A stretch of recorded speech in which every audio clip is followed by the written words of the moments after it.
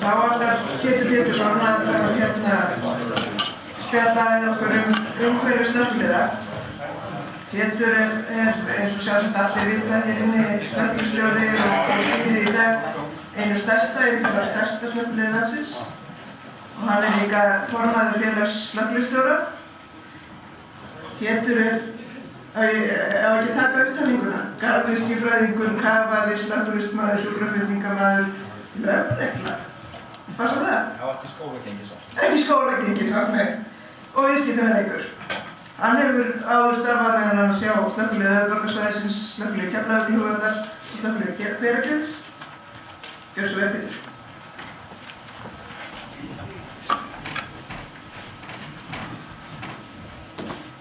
Já, takk fyrir Elisabeth. Takk fyrir tækifærið að fá að tala við ykkur.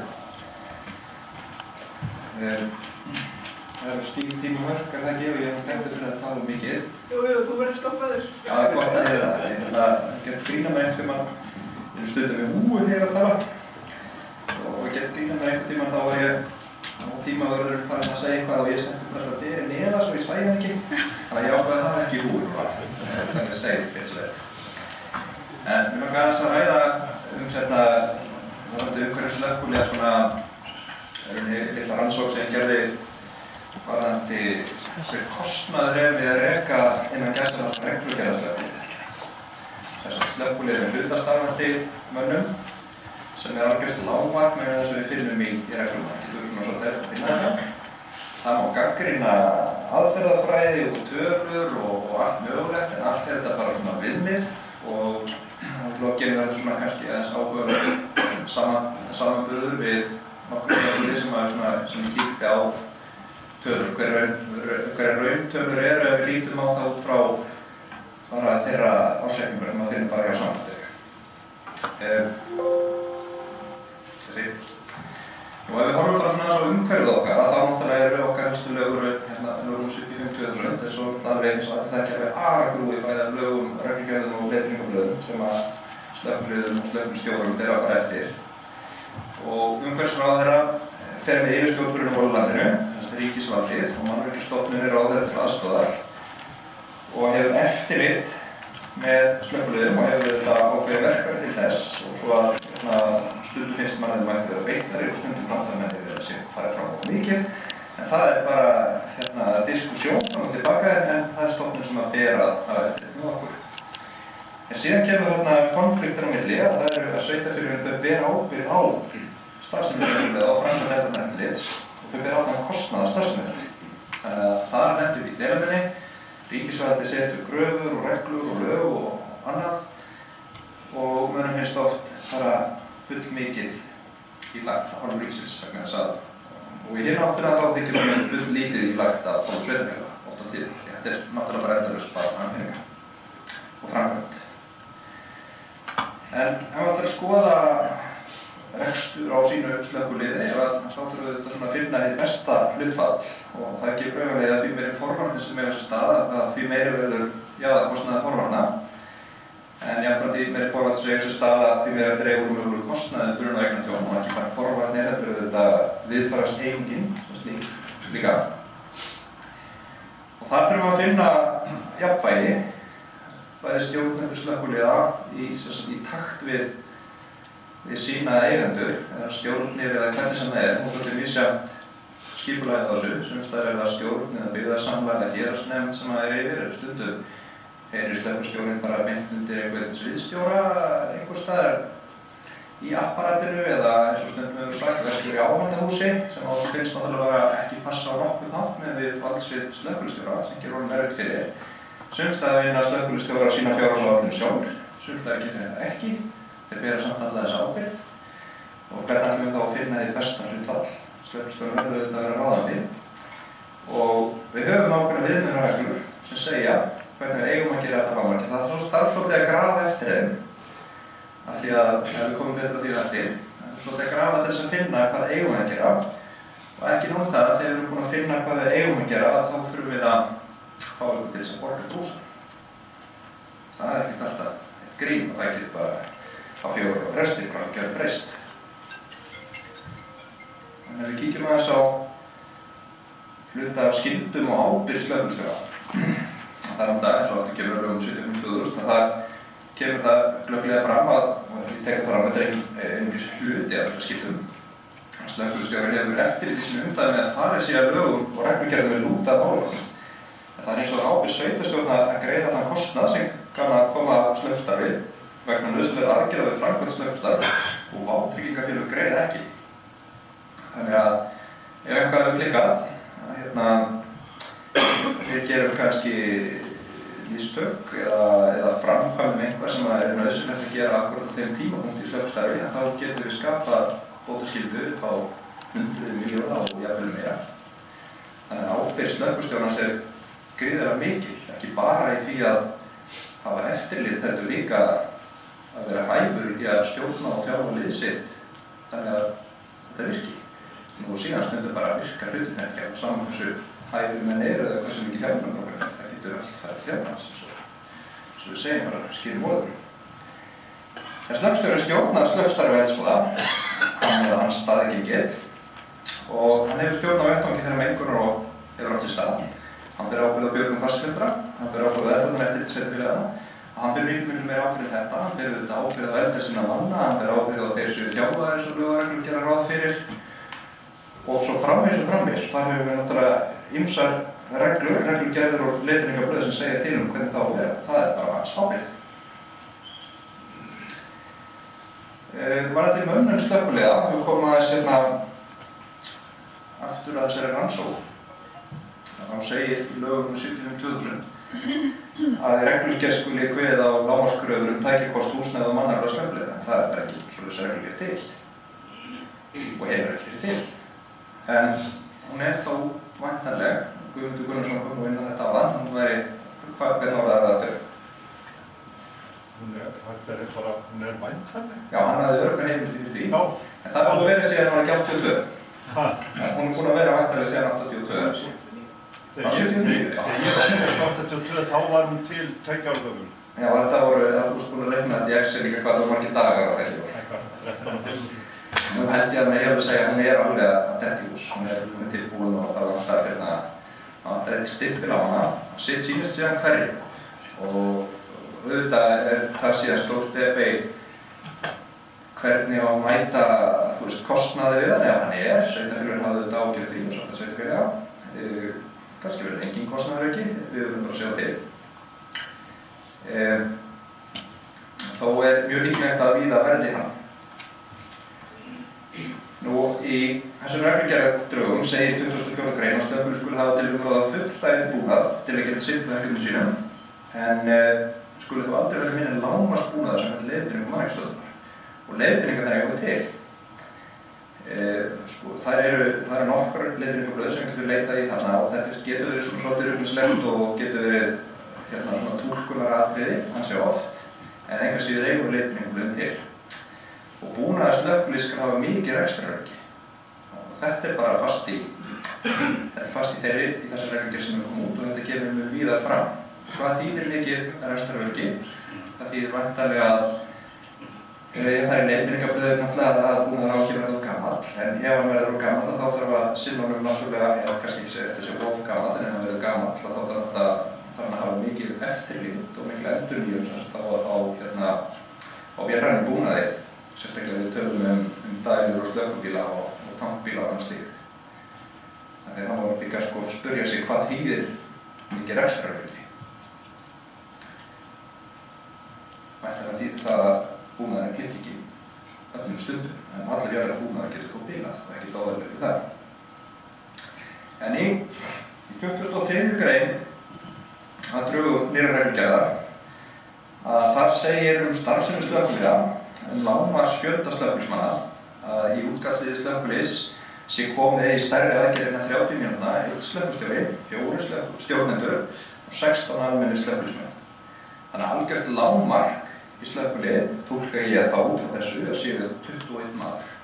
Og ég setja þá upp svona slökkvistjóri og varaslökkvistjóri vegna þess að það er kveðið á að varaslökkvistjóri sé staðgengill slökkvistjóra í hans fjarveru og þá væntanlega 3 varastjórar og síðan 16 með slökkviliðsmenn. Og þetta við göngum það út frá þessari tölu í þessum útreikningum sem koma á eftir. Við vitum það síðan að það farið stærri aðgerðir.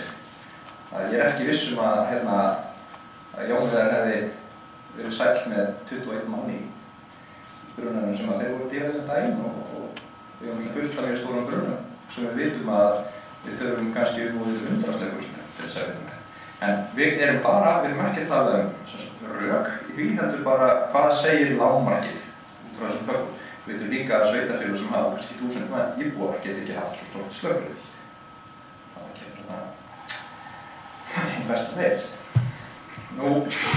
Leiðbeiningarblöðin og reglugerðir sem helstu stig í þessari skoðun að það auðvitað draugareglugerð starfsemi slökkviliða frá 2014 og það var kannski aðeins ásamt að nota það því það hefði náttúrulega getað breyst fram og tilbaka og hefði síðan getað gerst og getur ennþá gerst að hún ekki samþykkt eða þau ekki samþykkt. Þessi reglugerð. Og síðan erum við með mat og búnaðar og mannaflaþörf, fyrstu aðgerð slökkviliða á vettvangi, það reyndar frá 1996 og það þarf að halda svona leiðbeiningum lifandi. Lágmarksbúnaður, afskrifti og úreltingbúnað, það mjög áhugaverð leiðbeiningarblað. Það lífið að fatna fyrir slökkviliðsmenn, reykköfur, brunnmálaskóla og réttindi og skyldi slökkviliðsmanna og þarna lífið að búna slökkviliðsmanna reglugerð. Og þetta svona helstu stundustið en auðvitað eru miklu fleiri leiðbeiningarblöð og reglur sem þarf að taka til. Aðeins sem þetta forsendur útreikningarna sem við sjáum á eftir. Það segir að vísa þetta í 2004 grein aftur sem við lásum á þann og skulum að fullnægjandi búnað til þess að geta sinnt verkefnum. Og lágmarksbúnaður skal ákveðinn í brunavarnaáætlun sveitarfélaga. Það skal þó aldrei vera minni en lágmarksbúnaður samkvæmt leiðbeiningum Mannvirkjastofnunar og skal búnaður hafa mikið rekstraröryggi. Brunavarnaáætlunin er auðvitað mjög sterkt og mikið rekstrartól fyrir sveitarfélagin og fyrir slökkviliðin en það getur náttúrulega ef að menn að færa sig á ásinn að við séum að auka forvarnir og auka viðbúnað umfram það sem að getur talist hagkvæmt, þá getur við mjög af stjórnmálum, þá getur auðvitað verið mjög erfitt að fá það fjármagn, þannig að við þurfum alltaf að finna svona þessa bestu leið sem allir eru sáttir við. En í þessum útreikningum gefa okkur líka viðkomandi slökkvilið ekki á höfuðborgarsvæðinu og það bara vegna þess að í nýju reglugerðinni segir að slökkvilið með starfsvæði yfir 5.000 íbúa þurfa að hafa fasta menn á dagvaktum og yfir 15.000 manns í þéttbýliskjarna þurfa að hafa fast lið og vöktum. Þannig að það þá komið svona yfir þetta lágmark, þannig að við miðum við sveitarfélög sem hafa færri íbúa en 5.000. Og svo verður maður að gefa sér ákveðna forsendur líka að í dreifbýli eru tankbílar með sjálfstæðri dælum algjörlega nauðsynlegir. Og dælukerra með tilheyrandi búnaði er æskileg og ég myndi segja nauðsynleg líka vegna þess að við höfum ekki sama vatnsveitukerfi og við höfum í þéttbýliskjörnunum. Við þurfum að sækja vatnið og koma með það með okkur, sem til þess að geta byrjað. Og dælur byrjum með viðunandi dælugetu og talsverðum frumbyrjum af vatni. Það þýðir ekkert að vera með lítinn tank á landsbyggðinni í slökkubíl af því að þú ert það lengi að ná í vatn, bæði það að leggja út og finna vatnslónið og það sem þú þarf að taka með þér. Oft er þannig að ef við ætlum að dæla á fullum aðkostum að það dæla í slökkubíl er kannski bara 2 mínútur að klára það sem er tankbílum. Þannig að þetta er fljótt að fara. Nú, ef við horfum á þessar 21 manneskjur líka í slökkviliða, þá gefur það augaleiðan þann mannskapsbyrjað til þess að koma mönnum til og frá. Og síðan þarf að sjálfsögðu ýmsan búnað til þess að framkvæma störfum og það er tekið fram í leiðbeiningarblöðum, lágmarkið, við komum aftur því. Og svo tekið fram að verðin á því sem eru sett inn, eins og kaupverð og annað, þarna reyni að fara bara svona miðjuveg, könnuð einn ýmsu verð hjá einn ýmsu byrgjum og þetta má allt diskutera upp og niður og kemur þetta smá listi fyrir ykkur eftir til þess að sjá en ef við horfum á það að við afskrifum vélartæki á 10 árum sem er ekki óeðlilegt en það er umdeilanlegt og við notum tvöfaldasteinverkandi aðferð á það og við horfum á grunnverð á þessum búnaði sem við erum að kaupa er 145,5 milljón. Það er alveg að taka slökkubíl á þessu verði innan sér, en það er líka það mikið ódýrari. Og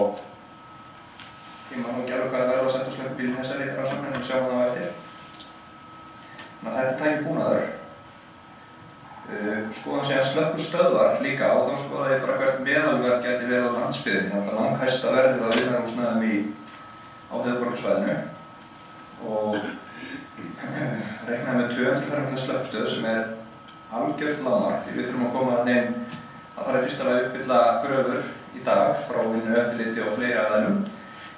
Þá þurfum að koma þarna inn dælubíl og tankbíl og kerru og síðan vaskarsbíl. Við þurfum líka að koma inn afvitrunaraðstöður í slökkvistöðina, gufubaði, fundaraðstöðu, salernisaðstöðu, aðstöðu til þess að menn geti drifið sig fyrir utan sturtuaðstöðu fyrir office og allt það. Þannig að þetta algjört minimum, þessi 200 fermetrar, myndi ég segja.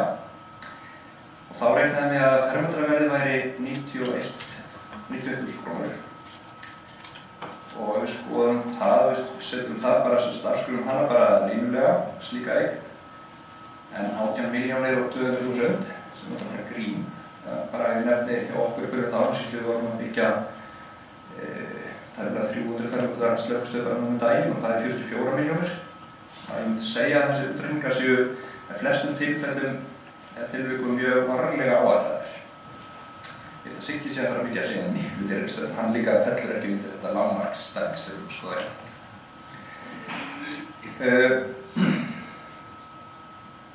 Skoðum síðan bara persónubúnaður á menn, eldgamlar, stígvél, hjálmar, einkennisfatnaðar og allt það.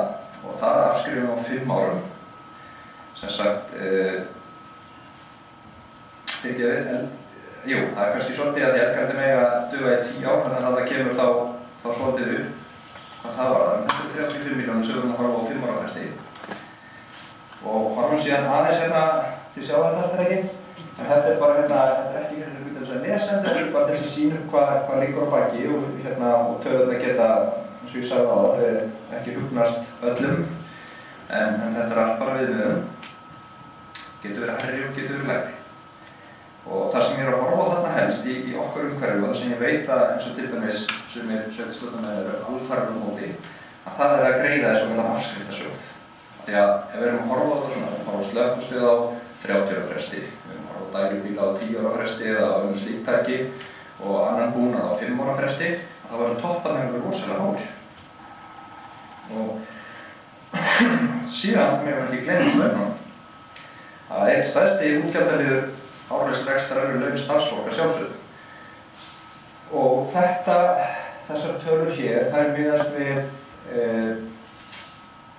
kjarasamning Landssambands slökkviliðs- og sjúkratryggingamanna 2016 og við miðum bara við að slökkviliðsstjóri sé í fullu starfi og þetta eru laun hans með kjarasamninginn og ég bendi aftur á bara það sem við vorum að tala um ábyrgðir áðan.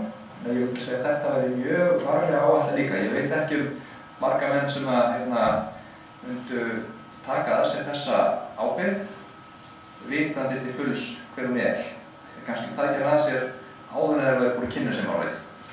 En þeir flestir ég veit bara eins og til dæmis að bara alveg með fullri virðingu að starfsfólk bónus í Hveragerði, það hefur talsvert hærri áslögum heldur en þetta. Síðan horfum við á það sem að reglur bjóða upp á hvað menn eiga að þjálfa mikið og ég gerir ráð fyrir svona cirka 10 útköllum á ári og sem að ég eftir við slökkviliðsstjóra víða land með það og þá svona að finna svona cirka það meðaltal en auðvitað að síðan þannig að það fara aldrei allir slökkviliðsmennirnir í útköllum, þetta ekki þannig, þannig að það að finna hvernig skekkjur líka. Þannig að við erum að horfa á þarna tæplega 20 milljónir sem ættu bara verið í launakostnað ef við ætlum að gera það sem að lög og reglur bjóða okkur. Og síðan kemur rauða talan, sem skemmtilega talan sem við lögur að horfa á út á þessu. En þetta þá árlegur rekstrakostnaður ef við jöfnum öllum þessum toppum út og setjum þetta í sjóð að þá væri kostnaðurinn 51 milljón rúm á ári við rekstur lágmarks reglufélagsslökkviliðs. Þá myndum við ekki mæta þessum toppum sem við horfið á þarna. En auðvitað kemur það líka út ef við skoðum þessa glæru hérna. þá sjáum við hérna afskrifnindar í rauninni og svo sjáum við framlagið sem við þurfum og síðan sjáum við toppana sem við þurfum til þess að kaupa. Þannig að það á 5 ára fresti þá kemur þarna góður toppur og síðan erum við á 10 ára fresti risatoppur og síðan á 30 ára fresti kemur alveg risatoppur. En á móti að þá koma þægileg ár þess á milli. En þetta hittir náttúrulega bara akkurat svona cirka á kjörtímabil. Það óþægilegt. Það engin ný sveitarstjórn sem ætlar að setja einhverja 100 eða 200 milljónir í til þess að hreinsa upp eftir aðra. Þannig að fyrir mér þetta rosalega spennandi kostur að setja inn í afskriftasjóð, bara alveg svo leiðbeiningarblaði Mannvirkjastofnunar nr. 6065 fjallar En í mínu tilfelli ekki nokkuð lifandi vegur að fá menn til þess að kaupa þetta því það svo miklu þægilega að handstýra þessu. En mér skildist nú að þið séuð að fara þessu leið sem gerði ekki. Það stóru leiti í dag eftir breytingu í vegur. Og þetta auðvitað þýðir það að menn geti farið að endurnýjun sem miklu þægilegri á slökkviliðum og ef að menn geta sætt sig við þann kostnað því nú alls ekki að segja að þessi tala sig eitthvað heilög fyrir lágmarkslökkvilið þannig að þetta leika sér þessu fram og tilbaka. Hún getur verið miklu hærri, hærri. Síðan inn í þessum útreikningum var náttúrulega ekki gert ráð fyrir að afskriftasjóðurinn, hann þarf að leggjast inn á einhvers konar reikning að hann safni vöxtum. Þannig að þegar upphæðirnar var mjög háar þá safnast hann inn eitthvað vöxtum þar sem við getum þá annarkvort dregið úr framlögum sveitarfélaga eða þá keypt meira dót sem skilst að þetta sé stundum kallað strákar í búningaleik sem leika sem dót þegar við haft þetta innum stjórnmálamanni. Þá svoleiðis fólki þá þurfum við bara virkilega að vinna í því að útskýra fyrir þeim að það sé ekki akkurat svona. Síðan, að því að standa þessu vel á tíma og ég bara komin að síðustu glæru, að það og við biðum að taka þetta líka ekki sem heilagsannleika, en þetta bara unnið úr opinberum gögnum. Að við skoðum Dagblaðið Mýrdalsself Snæfellsbjörn Stykkisson að það svo sannarlega með mannfjölda undir 5.000. Þetta tiltölulega fámenn sveitarfélög samt veruleikinn víða land og við vitum að þeir sem að greiða fyrir slökkvilið á hverju staði fyrir sig bara þessir einstaklingar sem af síðu útsvari. Það þarf líka að reka veitukerfi og skóla og leikskóla og svo framvegis. Allir að berjast sama pakka.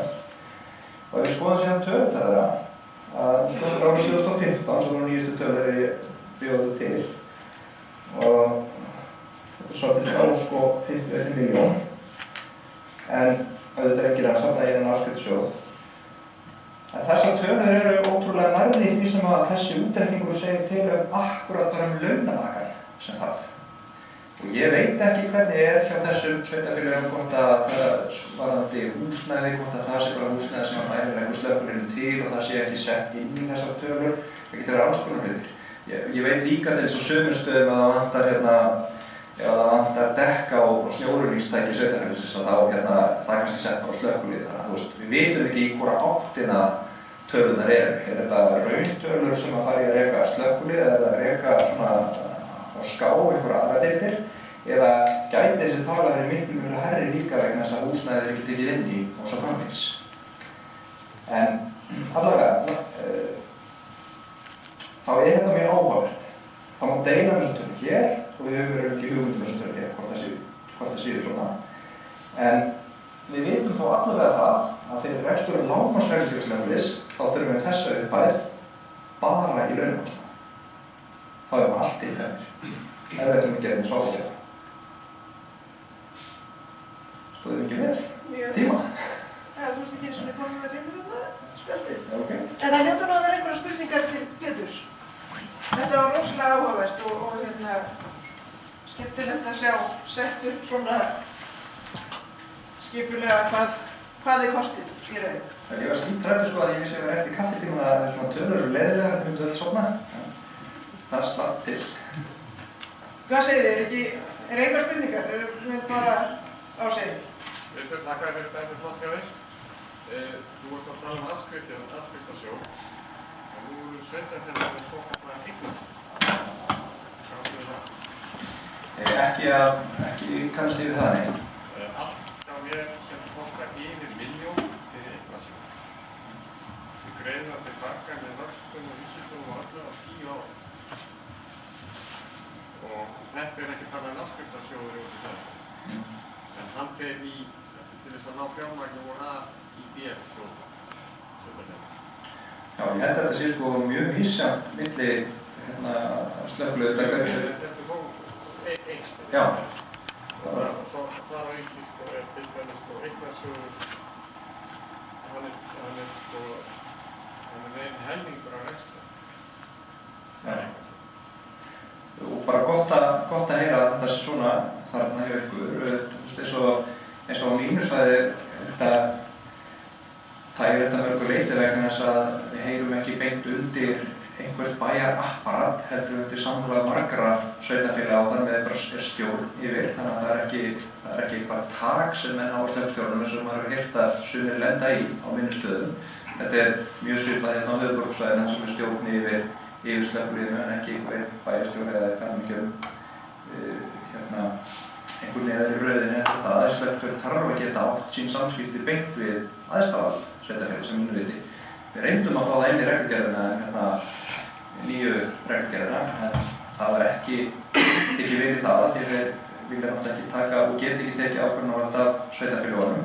En þó var sagt í henni, ég man ekki hvað greina, að staða slökkvistjóra skuli miðast í valdsvið hans. Þannig að það er það síðan bara að taka það á diskussjón. Ok. Glæsilegt, takk hérlega fyrir. Takk fyrir mig.